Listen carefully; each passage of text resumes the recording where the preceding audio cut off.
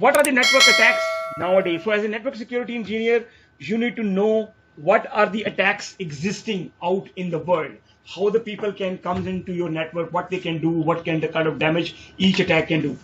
So first of all, we are discussing about Reconnaissance, DDoS, smurf, spoofing, man in the middle, botnet.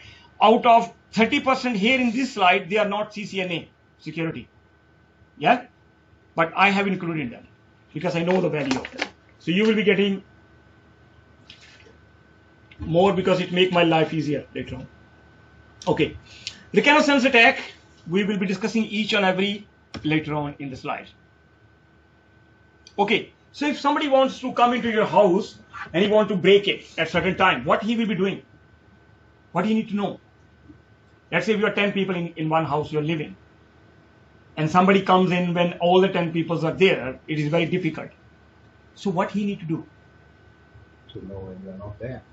Excellent. What time you go, how many people are in the house, what time you go to the job, you know, what time you go for a walk or everything, at what time the people are coming in the house. So this is called reconnaissance. Mostly when the two country or army, they fight to each other, they know the strength, weakness of each and every army, how many missiles you have, how many tanks you have, all these things, how many numbers of people who can fight you have. So reconnaissance is initial query of the target. We can also use some tools called ping sweep. Ping sweep, what they can do, all the network devices in your network, you can try to ping sweep just to know what networks devices, what network IP range you are using in the network. It is used to help the network administrator to find out who is live in your network, what is the network range you have. But people can use to understand what are the ports, what are the IP addresses are available in your network, and they can launch these kind of attack on them. Port scan can also be used to know what are the ports open. Vulnerability scanners, exploited tools are available on the net. So what the idea is, before you launch an attack, what do? You try to find out what are the networks existing in the network in there. So take an example. Okay, I can show you one example here.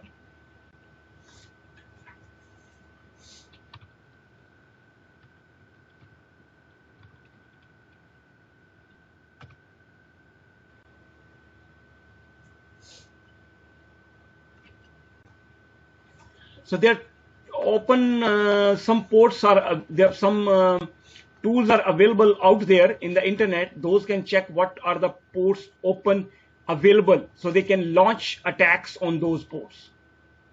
So if I want to check, for example, I go this website and I want to check for this IP, is this port is open, for example 4434, so you can see it is success. So what they can do, based on this source destination IP for these particular port, they can launch an attack, they can exploit that.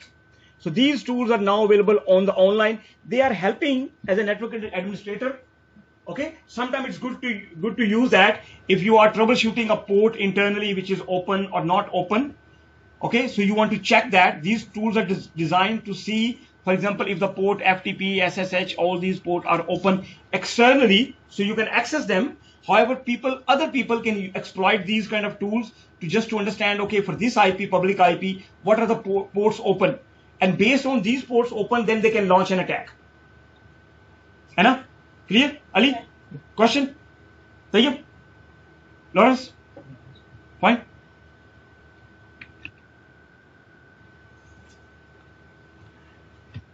Okay.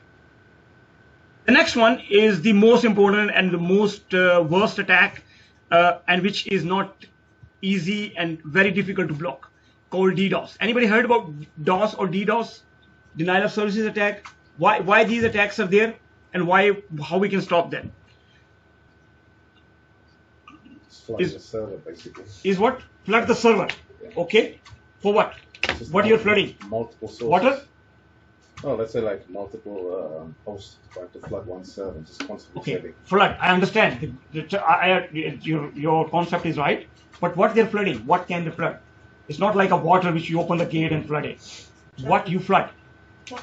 Traffic. Okay. Yeah. What kind of traffic? Yesterday. Request. Okay. Let's open the CMD. Can you open the CMD and can you ping this?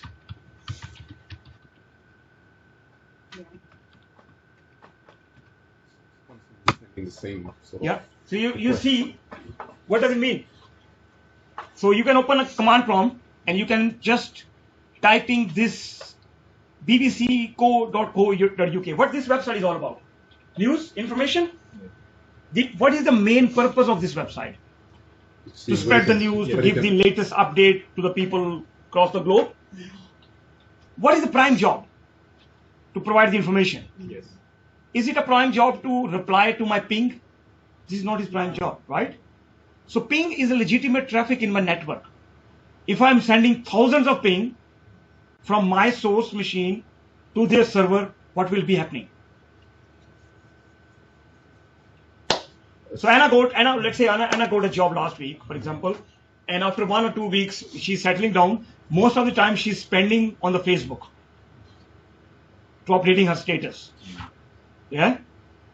Her job was to perform as a network engineer or network security engineer to protect the network, but if she is getting busy or I am getting busy, some other activity, it means I'm not doing my actual job. So you are flooding the traffic, which is even okay, which is allowed in the network, like ping, like trace, like sync, all these things, by utilizing the legitimate traffic. But these traffic can be so much, they are so much in the traffic that the person who is receiving, maybe he cannot do his actual job, he is busy something else. Any network device on the internet or in your network, if you ping them, trace them, they have to reply you back. Why? Because you want to know that it's a part of the troubleshooting. It's a part of that. They have to respond. But if you're spending a lot of actually, for example, if I ping and ping, I can see the data size, send buffer size or count. So I can send a large number of pings and the server cannot do his own jobs. So denial of services or distribution denial of services attack is an attempt to make a machine or network resource unavailable to its intended user.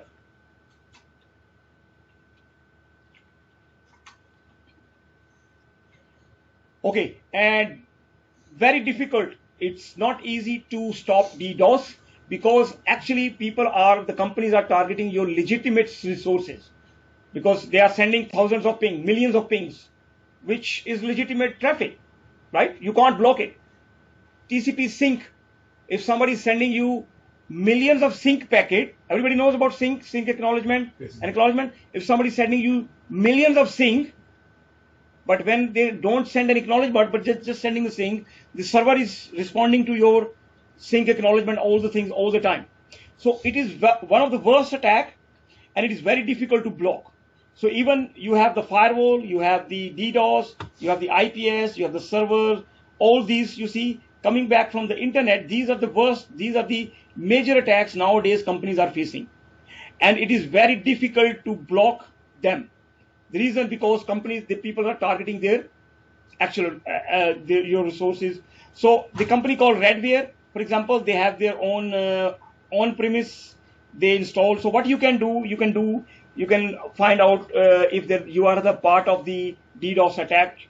There are many mitigation you can do. I will share you a video where I explain how we actually stop these attacks. Okay, there is a separate services for DDoS where the company like Akamai, other or some vendors, they have designed their own way to stop the DDoS attack because it's very difficult to stop them. Okay, at that level, I may not be able to explain because you need some certain level to understand that. But it uses the BGP to actually stop them. So denial of services attack, commonly used against the information store like websites. Okay, simple and quite effective. These users are attacking. So these users are attacking it, and these users try to access that, but they can't access. And as a result, these are the denied to the end host. So users are attacking or maybe on the same domain, does not pose a direct threat to the sensitive. So it's actually, it's not going to steal the data. It is actually just trying to break it. A person come into your house and is trying to steal some gold. He was expecting gold and cash in your house. If he couldn't find it, what will be doing? If he couldn't find any valuable thing, what he will be doing at the end? He throw the TV maybe on the floor. He said, I couldn't find any valuable thing. What the guys are doing in this house. So actually, they are not damaging, they're not actually stealing something, but they may be damaging your company reputation. For example, if you are a HSBC customer, online, every day you're checking your online, and a particular time, particular day, maybe attackers are, targeting their web server where you cannot actually access the services. It means you're damaging their reputation. Sometimes it happened to many banks in the UK. Maybe this certain time to this certain day, maybe the user are denied their services due to any of these other reasons. The attacker tries to prevent a services from being used and making the service unavailable for legitimate. Attacker typically go to high visibility targets such as the web server or the infrastructure like routers and network stacks. Some of the examples you will be seeing, for example, just an example, if a mail server is capable of receiving 10 messages per second, an attacker simply send 20 messages per second, the legitimate traffic as well as the lot of malicious traffic will be get dropped, or the email server stop responding entirely, because now you are taking more work than its entire capacity.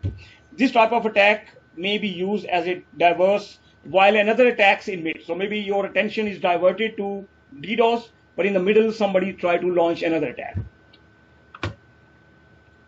Some of the examples here: buffer overflow, sync flood, teardrops, smurf attacks, DNS, email attacks. Maybe somebody sending you thousands of millions of email, so you get busy on all these email. Physical infrastructure, virusing, and maybe somebody sending you a lot of virusing and worm in your network. So these are the typical example of. So for example here, ping with this -T -L 5000. Okay. So if I say -L, if it is working, you see, I'm sending with the bytes of 5000. That's my ping packet.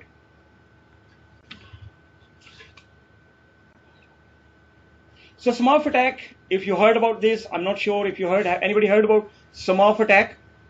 It is a kind of denial of services attack, but what they do is, the people use the directed broadcast. We know broadcast, everybody knows broadcast. IP addresses use a lot of broadcast. Layer 2, there is a broadcast as well, MAC address, FFFF, remember?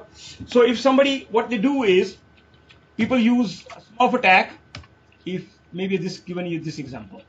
So if you, what happened, let's say I ping to this guy in my network. What is this? 255. Broadcast, right? So if I ping to this, so /24, this is the broadcast IP. Okay. But what is the purpose of broadcast? It will be going all the devices to all the devices in the network. Those are part of this network. So what happened by using the broadcast address, then what happened? All the devices, those are part of this network, they will be receiving this request and they will be trying to reply back. But what happened, instead of, when I launch this attack, instead of I am giving as a source IP, my source IP, I give Tayyab source IP, which is part of the network, maybe which is a web server inside your network. So now all the 254 hosts will be replied back to Tayyab rather than to me. So take an example, if you send hundreds of thousands of letters outside, but at the source address on the letter, you are sending, giving to your friend, for example. So all the letter will be returning back to your friends, not to you. Okay. So this, you can see an attacker. So what this attacker is trying to do, spoof packets. Spoof mean, this terms is coming next. Spoof mean that this is not your actual address, you are using somebody else's IP address. So destination directed broadcast, source IP address of the victim. So this attacker sending this IP directed broadcast. In the directed broadcast, this is the host and this is the host. These are the two hosts, but actually the victim of this host, this guy, who is part of the internal network, he will be getting the reply back from this and all of this guy from, and not this guy. This is the actual attacker. So what he did, he changed his source IP to this guy. So now the reply will be coming to denial of services attack on the victim. So all the directed broadcast mean you will be using the directed broadcast IP address, and the guys who will be reply back not to this attacker but this host actually. So this way what I'm trying to do, maybe this host is a DNS server or maybe is a web server. So I'm trying to overload this guy so who can be deny these services to the legitimate user. So that is the purpose of DDoS. Okay, spoofing attack. What is the spoofing attack, guys?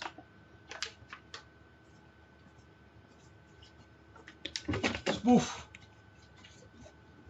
Have you ever seen some kind of email from PayPal or a bank on PayPal or things like that? Yeah. But when you click it, so it's not a right bank. It's not a PayPal, or maybe even not your bank. Sometimes bank send you an email. We don't ask username and password via email over the phone, things like that. Be careful. So maybe somebody calling you, hey, I'm calling from a bank, from this lab. What is your date of birth? Okay, you tell them. What is that? What is that?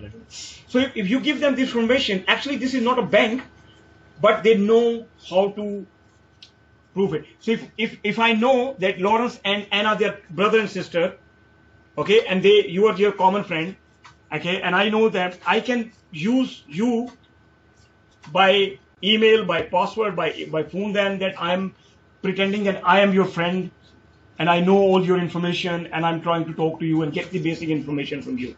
So spoofing means you are trying to pretend that you are somebody which you actually not. So spoofing attack is a situation in which one person or program successfully masquerade as another by falsifying data and thereby gaining the legitimate advantages.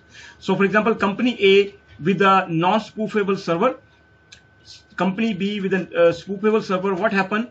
These emails are going between the A and B. So what happened? There's an attacker in the middle. His outgoing email A to B from going through this source.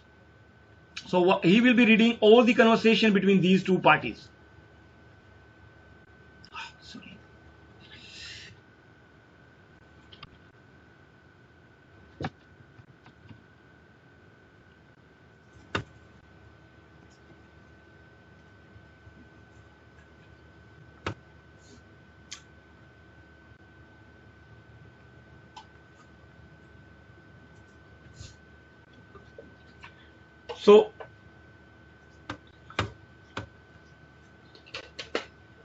So this was happened to me. I had a very good friends, and we used some kind of selling and buying, and I used to buy something. So somebody has hacked his email, okay, and he asked me to send around 17 or 1800 pounds because he was buying some labs rack rental from somewhere.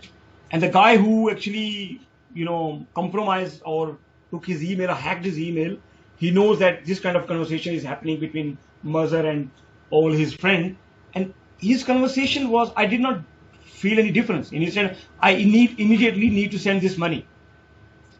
Okay, if you come across this kind of thing, please always call the guy who's asking you through the email or through the phone. Make sure you confirm. And I did not confirm, and I sent around 1600 pounds. So when I confirmed the next day, I said, you didn't send me the money you promised. He said, I never asked you. And he said, my email is compromised. Okay, so please, if you come across this kind of things, always make sure, call the guy. Okay, maybe his email is hacked. Okay, so please always do that. So this is the same example I'm giving you, spoofing. Somebody is actually pretending that he is actually your friend or he's somebody. Sorry. Okay, so and he can see conversation. Anybody knows about bots?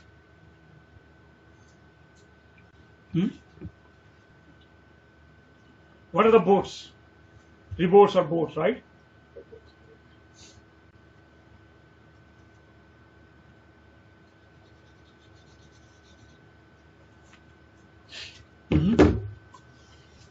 Anna? No? Ali? What are the botnet? Okay. One guy recently asked me an interview question about botnet. What is a botnet? The term botnet is a short for rebot. Criminal distribute malware, turning our computer into bots, mean it can be controlled remotely.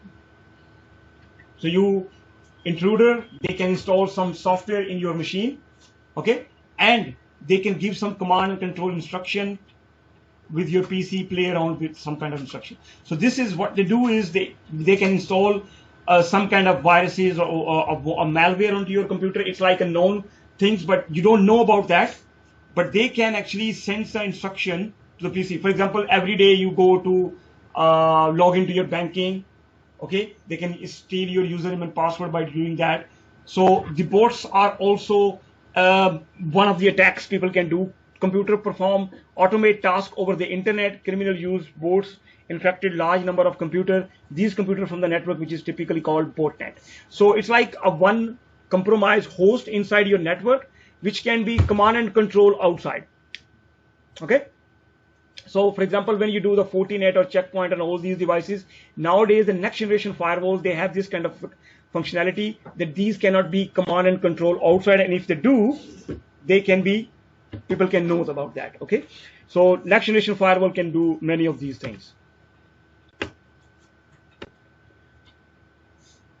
So you can see these are the bots, a malware instance that runs automatically on the compromised computer without a owner consent. The owner maybe don't know. Okay, so these are the they have a server attacker. If you look at the attacker, they have a server.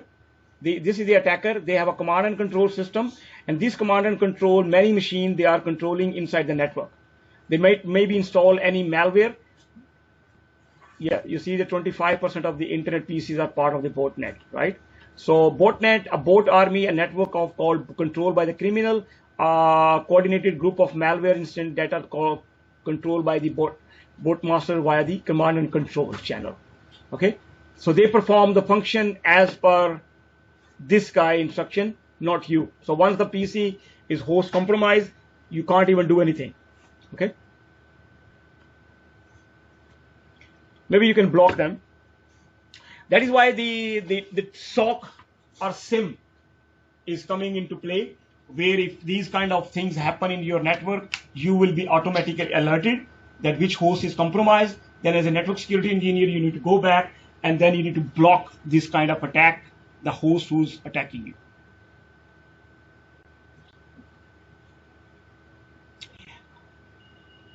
Okay, viruses, types of malware, various types of malware. We know viruses is a malicious software that execute a specific, unwanted, often harmful functional of the computer. Okay, so this attacker sitting outside, he is sending some viruses, most likely antiviruses we install on the computer, and it's a kind of software which execute specific, most likely when you download or upload any files, sometime most likely the viruses come through the files. Anybody knows about worms? Have you heard about the terms worms actually? Worms mean executable codes installed on copies of all the memory of the infected computer. The main purpose of the worm is to automatically replicate. That's a big problem with that. If your one host is compromised, it can replicate to multiple machines within your network. Okay, within few minutes. Okay, so that's, be very careful about these malware and these or different programs. Trojan Horse is a non-self-replicated type of malware, often containing malicious code designed to look like something else, such as legitimate application or file. When an infected application or file is downloaded and opened, the Trojan horse can attack the end devices from within. So maybe you downloaded a legitimate software, but actually inside that software something else is hidden. I think there was a movie where there was a famous actor. Brett. Yes. What was the movie name? What was he? No, it's no, they hid in the yeah, it was hidden inside the hole or something. Yeah, this is the same thing. So it's like a software. Trojan horse can be installed. Legitimate software. Maybe for example, you are looking to decompress your file and you install some files from any source, unknown or known source. So it looked like a compression file, but however, hidden there is a software which is actually maybe a lot of information to outside intrusion. Okay.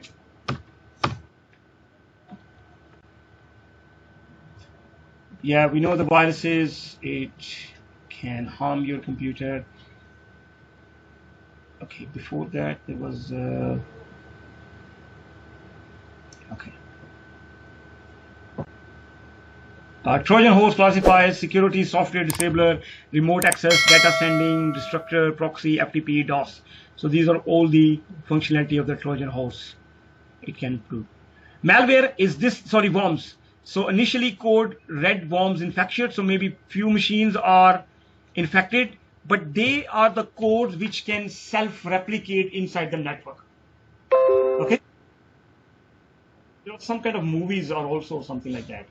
Like somebody has a viruses in the in a city and then it replicate to all of that. So you can think about worm is the same thing as well.